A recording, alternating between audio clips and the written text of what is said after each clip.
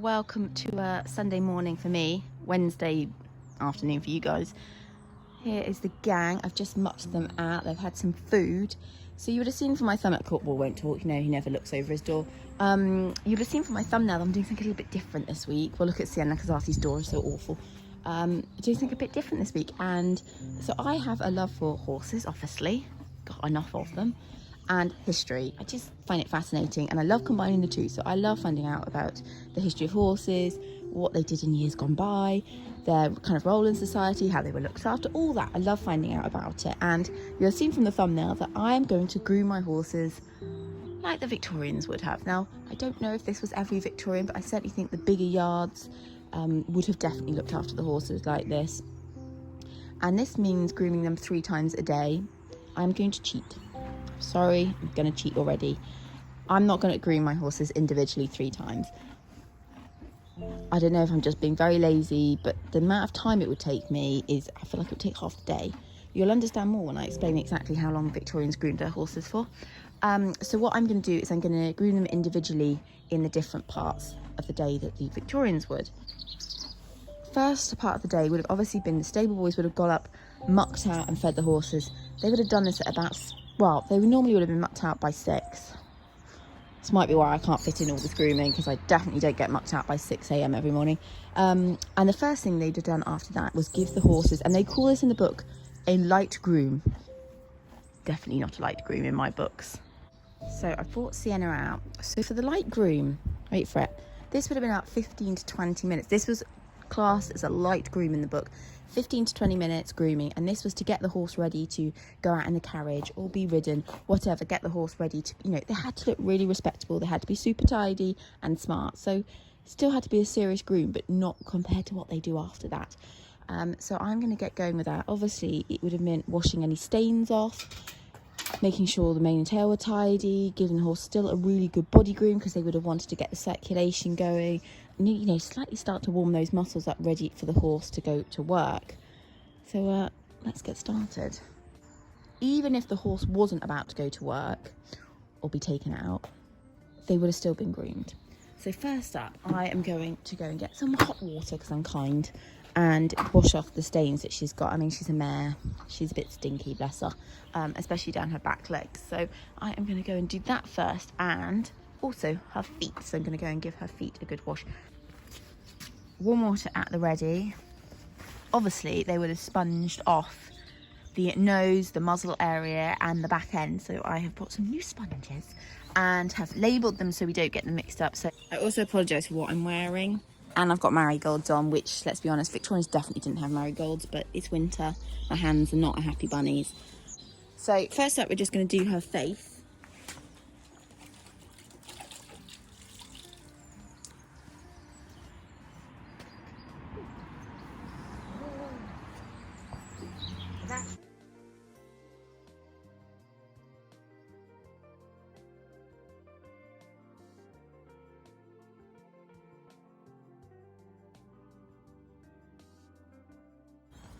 She loves licking the wall. So I've just done her back end, and I forgot, after the face, put a timer on to see how many calories I burn doing the grooming. So for the morning groom, be that accurate, but I was just intrigued because I feel like this is quite a workout. It's definitely, like, I feel a little bit out of breath already, which is slightly embarrassing. So my next step after that is I'm going to do her feet. So I'm going to wash her feet off. I'm going to get a water brush, just wash any of the muck off. There's a bit of mud on there from where I hand grazed her yesterday. Good girl.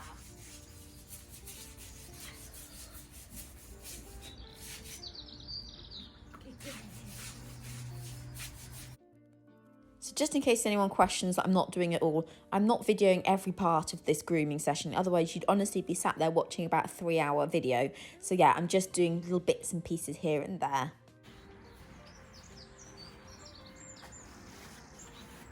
And they would have used really, like, they would have been firm about it. There was no sort of just like softly brushing. They would have really brushed with purpose. So here I'm just trying to get the grease to come up. Also, this would have been such a good way in the morning to check that the horse was totally fine, you know, after its busy day the day before, whatever it was doing. you know, the stable boy or groom would have really started to know the horse's body inside out. So any lumps or bumps that anything didn't feel quite right, it would have come up, you know, they'd have picked it up immediately. So we just go around doing this really. I mean, this also must be a really nice massage for them. Getting the blood circulation going. So I've lifted the grease off with my rubber curry comb. So you can now see she looks all scurfy and dusty. Next step is to do her mane and tail, because any dust and muck that comes out of that, I don't want to have brushed her and made her all clean for me to then do the mane and tail. So the mane and tail is the next step.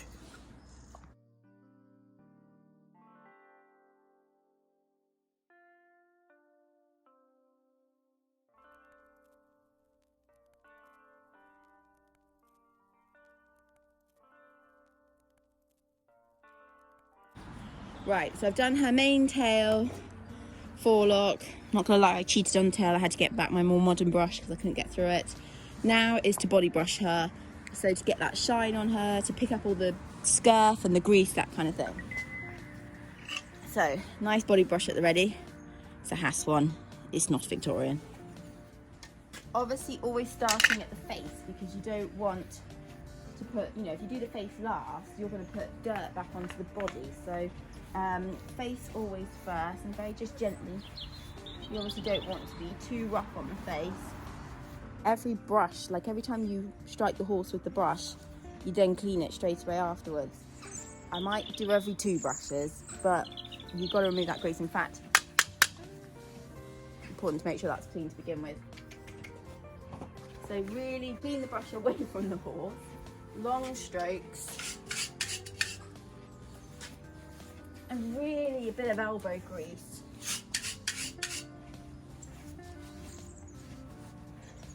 To try and get that shine.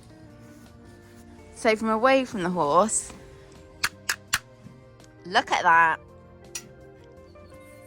Very satisfying indeed. I'm legit out of breath from that, from the body brushing, because you have to do it with some, you know, you want to be firm about it, but I've lifted off most of the dust. What I'm going to do now, yes, you look beautiful, darling. Oh. What I'm going to do now is I'm going to take what we're going to call the stable rubber and go over her, and it's like giving her that final polish. Now you'll notice on some of her legs there are like dust marks. It's where her legs got a little bit wet when I was washing them. Hello, yes, you want to smell it, don't you?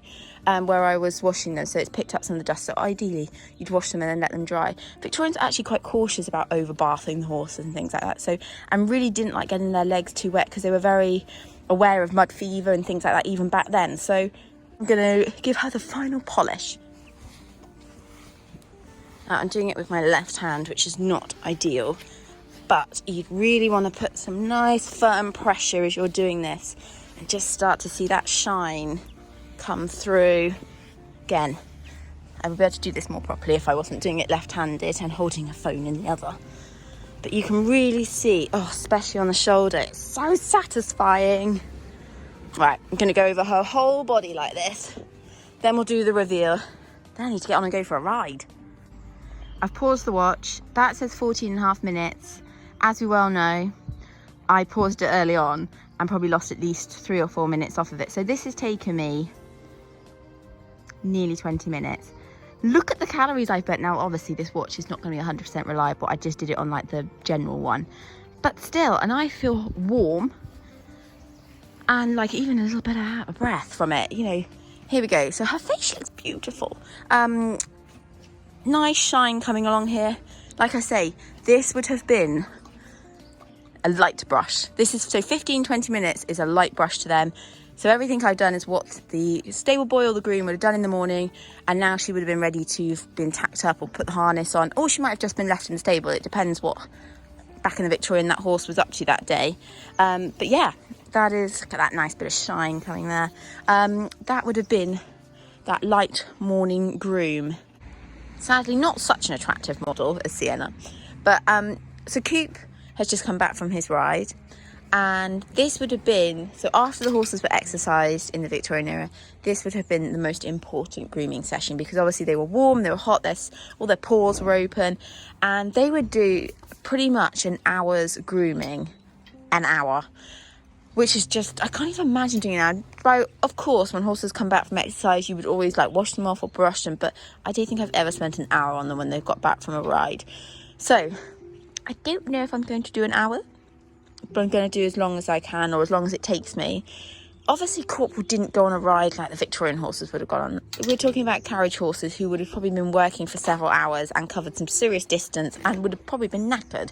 So, a serious groom would have been really important for them not to have seized up and, to try and help with the muscles. And also, the Victorians were very careful that the horses didn't catch a chill. So after they'd done such a heavy workout, sweated a lot, the last thing they wanted them to do is catch a chill and be really poorly. So that was another reason why they wanted to give them a really decent groom. So let's get started. They often left the saddle on, which people still do for hunting, to keep them a little bit warm. I'm actually going to take it off the coop. It's really quite a nice day today. It's not cold.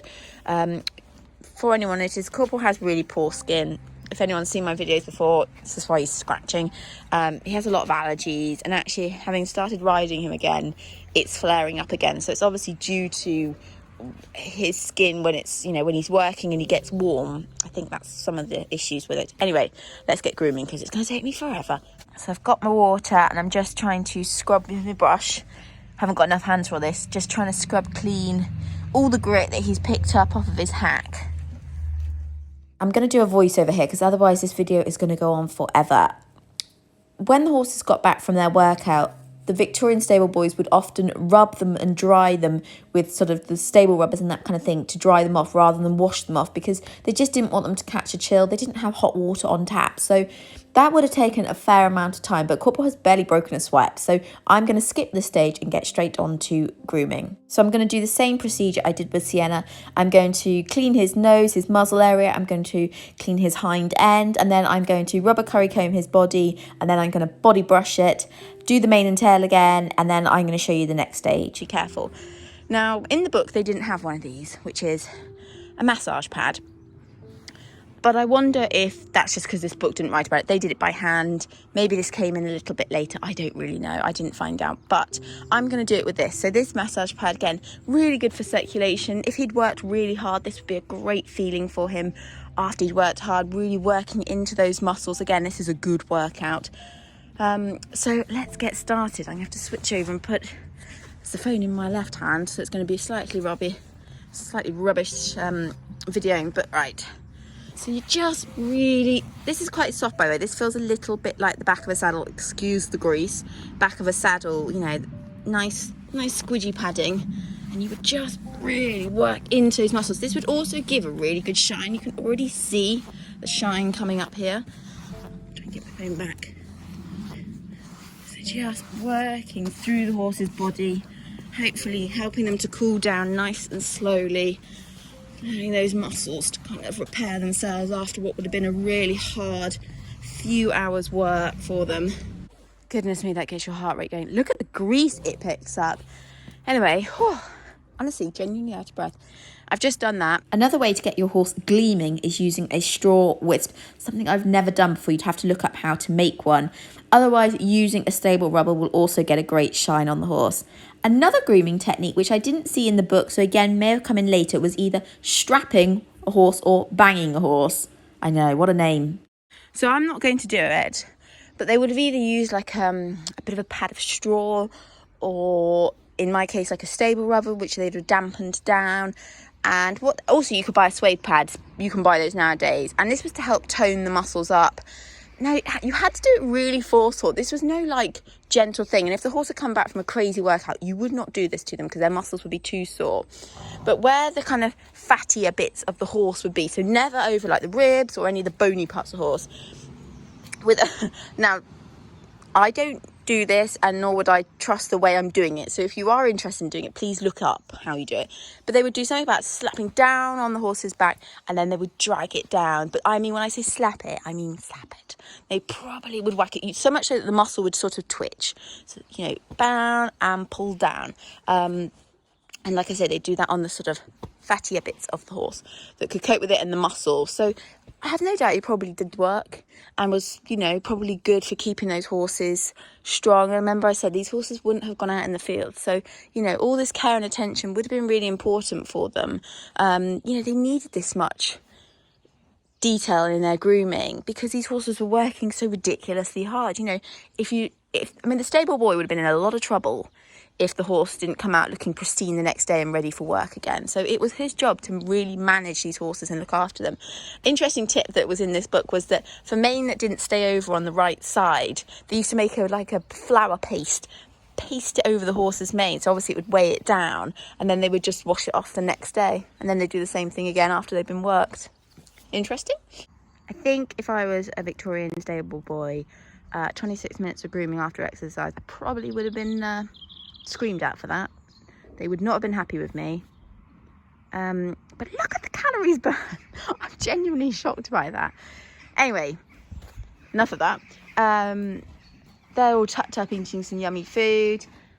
This happens again this afternoon. Oh, I should add that if the horse hadn't been worked, it still would have had that grooming session. Might not have taken so long, but it would have still had that grooming session. Normally just before its midday, like lunch feed, it would have had that done. So yeah, it didn't matter even if the horse was staying. Remember, often horses weren't in stables either that far back. They were more in stalls. So I guess, you know, didn't have a huge amount of room to move around. So again, important for those muscles to have that kind of massaging and just helping the skin, and also just keeping them clean and tidy, and with the hope that, you know, they weren't going to pick up infections, and just noticing every little nick so that, you know, these horses didn't get ill. And back out on yard, it's Artie's going to have a lunge because he's desperate to get rid of some energy, and then he will get his groom. So as I've already said, the kind of after they've exercised groom would be repeated again in the afternoon, which is just crazy. Do you think they do a whole another hour's grooming session? It's just madness. Absolutely mad. I'm not going to video it because it's literally just repeating what I did earlier. But, you know, the rubber curling comb, the body brush, the going over the muscles, you know, the whole shebang would have been done again. So anyway, I'm not going to lie, Arts might not get the whole job done. But I totally get why they would have needed that much, because if they'd had a really hefty workout in the morning, got their very good grooming session after they'd worked out, in the afternoon, if they were tied up in stalls, they were likely to get quite stiff. So I kind of see why they needed another good groom, because, you know, otherwise they're going to walk up the next morning like, you know, poor things. So I think it would have been vital that they'd had grooming sessions like they did. I think in society nowadays we don't have the time, which is a shame, I guess. And like I said, I'd love to know if showing yards and racing yards and hunting yards, you know, do you do full grooms like this? You know, I can't believe anyone's got the time to spend the best part of 2.25 hours grooming a horse, but maybe you do. I'd love to know. I think it is great for them. I think it's really good for them. And I do try and incorporate a decent groom every now and then, but it's certainly not on a daily basis, that's for sure. And I guess our horses maybe don't work as hard, but they definitely don't work as hard as the Victorian horses would have done, not those that pulled the carriages.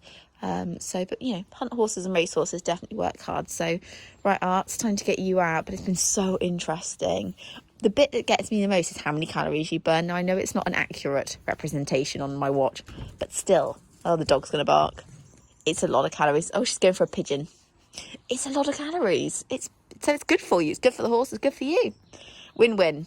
Right, I hope this video's been interesting. I'm so sorry it's so long. I just didn't want to cut anything out. Anyway, next week we'll be back with another exercise video. Oh, you're looking very sleepy, Sienna.